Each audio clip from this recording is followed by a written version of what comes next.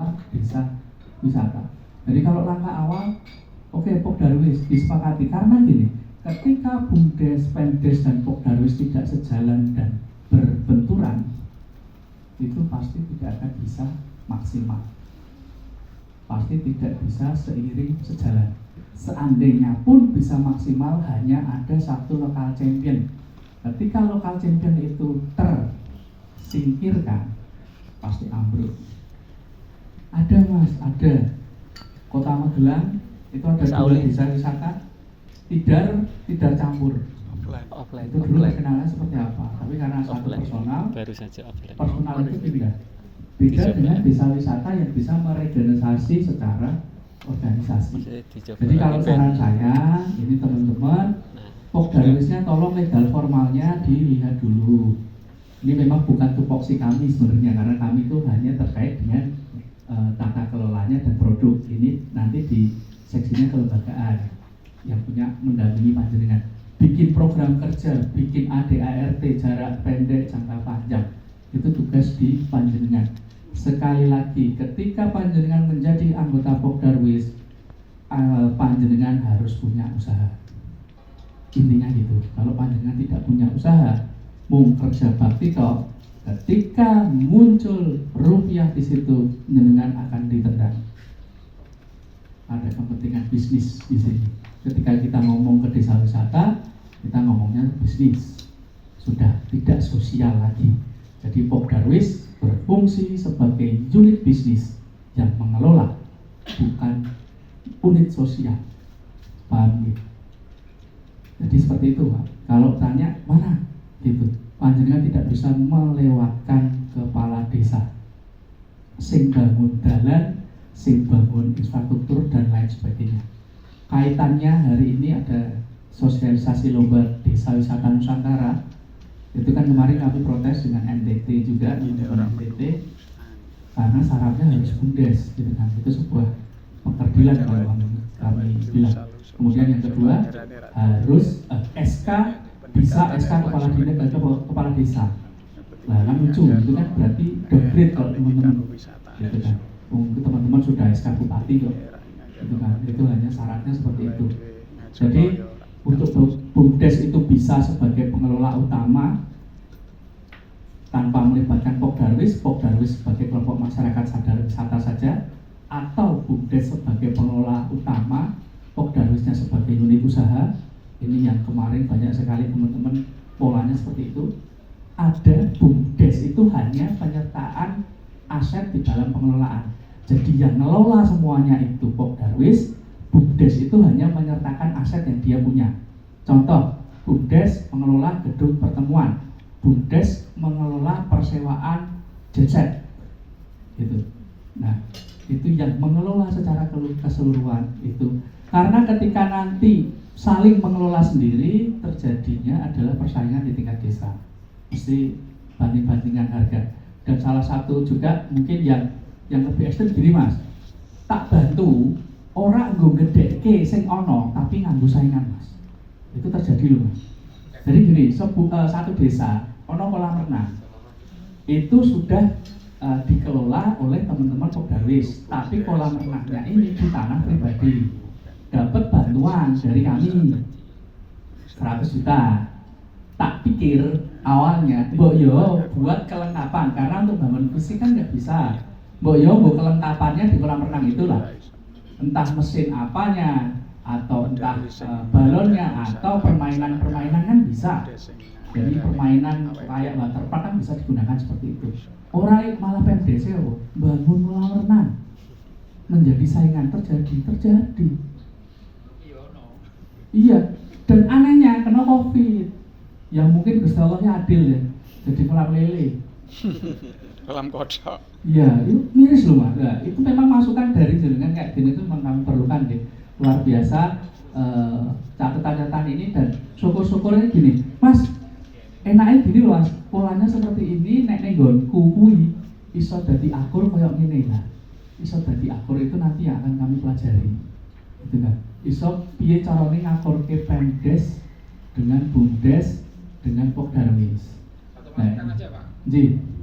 Kalau pengelolanya BUMDes itu memang malah justru rancu karena memang secara hierarki kan beda kepentingan. Betul. Tapi kalau pengelolanya Pok Darwis, BUMDes jadi salah satu anggota Pok Darwis malah bisa. Keuntungan kan mereka yang habitat mereka tentang PAD kan masih berjalan sendiri. Kontribusi ke Pok Darwis paling hanya sekian persen kan. Tapi kalau pengelolanya BUMDes ini tidak bisa jadi karena orientasi Pok Darwis harus mengarah ke PAD. Masukan ke anggota Pok Darwis minimal sekali. Betul. Jadi ketika jaringan dari Kemendes dan Dinas Pariwisata berperan pengen menjadikan desa wisata menjadi bagus, ketika dua-duanya jalan atau ketiganya termasuk dinas koperasi, malah repot sebenarnya. Iya. Maka kiblat kita sekarang adalah mau tidak mau harus dinas pariwisata. Gitu. Artinya kemarin ada lomba desa wisata yang dilakukan dari Kemendes. Kami tidak ikut karena memang secara hierarki bukan itu wilayah kita. Jadi kan analoginya gini, ini di tingkat pusat pun gelut kok, logika gitu kan, ya kita logika aja. Ini di tingkat pusat loh, ini ada anugerah desa wisata, ADWI punyanya kementerian, sing di power tetep Pok Darwis. Lah kok sing kementerian sih jenenge yo gawe lomba desa wisata Nusantara. Ini lomba loh. Loh nek Kementerian Pariwisata enak ngelese yo. Tak tanyain lho, Mas, iki desa iki kok iso lolos iki piye? Mas, iki kan ora lomba. Iki kan anugerah. Nek dene menang kan berarti mau tak anugerahi. Itu enggak masalah. Nah, kalau Kemendes kan lomba kan harusnya yang terbaik. Jadi di level pimpinan pun masih ada setengah hati. Kenapa saya bilang setengah hati? Kita tidak ada cantolan hukum di atas tentang desa wisata. Apa ada surat keputusan bersama 7 menteri yang mengatur tentang pemberdayaan desa wisata? Tidak ada. Yang ada adalah pedoman pengembangan desa wisata 9 kementerian. Tetapi di situ tidak ada nomor legal formalnya. Paham nggih? Kalau kita bicara pemerintah, itu kan harus ada peraturan yang mendasari. Apakah surat keputusan, apa peraturan, SKP tidak ada Pak pedoman itu. Makanya kan lucu ini. Nah ini kami kembalikan ke panjenengan. Kalau kami bilang Pok Darwis kembalikan dulu ke kitahnya. Manakala kemudian menjadi pengelola, tolong harus ada yang mengatur itu. Ada jembatan legal formalnya panjenengan untuk itu. Jadi oke, Pok Darwis di punya saya, BUMDes hanya penyertaan aset kan gitu. Berarti harus ada sesuatu yang menjadi dasar panjenengan ngatur itu. Karena apa? Saya itu orang kroso. Tapi nanti kalau ada masalah, yang pertama diciduk adalah kaitannya dasarmu kowe ngelola ya opo. Yang pertama itu. Terus jangan tinggalkan Pak Kades. Selama ini seluruh kasus yang terjadi di desa wisata sing diundang pertama adalah Pak Kades. Gitu nih. Pengelola iya, tetapi yang pertama dijalin keterangan itu adalah Pak Kades. Contoh kemarin kapal tenggelam waktu di Kedungombo yang anak kecil nyebrangkan itu kan kami juga dipanggil menjadi saksi gitu. Orang ngerti apa-apa, cah SMP kelas 3 goro-goro selfie mati kan itu, meninggal berapa itu kan. Yang pertama dipanggil apa? Kadesnya dulu. Jadi secara kewilayahan Kades itu memang makanya hati-hati dalam memilih kades. Yang kedua hati-hati nek meh diperpanjang 9 tahun. Nek kadesnya sepemikiran dengan kita ndak. Seringkali saya sampai apa ya? Sampai sebel dengan kades itu sampai statement saya gini. Yo ngono mbok pilih kok mbiyen kok gitu loh. Sampai sesuk meneh ra asah dipulih ra wis gitu. Nah, gitu. Memang poin penting salah satunya adalah Pak Kades. Karena Pak Kades itu punya DD loh. Dan yang utama lagi adalah panjenengan pernah nggak membuka RPJMDC desa? Visi misinya Pak Kades jenengan pernah buka nggak? Ada nggak pariwisata di situ? Nah orang ya salam tuh setengah hati tuh berarti. Gitu kan? Nah itu fungsinya di mana? Ketika Musdes sampaikan teman-teman masuk menjadi salah satu kelompok yang bersuara. Petani wae duwe poktan kok gitu kan. Remaja duwe Karang Taruna, mosok wisata Pok Darwis kok tidak punya power gitu kan. Padahal Pok Darwis itu adalah salah satu kelompok masyarakat yang seksi dalam menghasilkan uang dibandingkan sing iyo ini jalur proposal loh, dijenengan malah boten loh, nanti akan menghadirkan. Jadi seperti itu.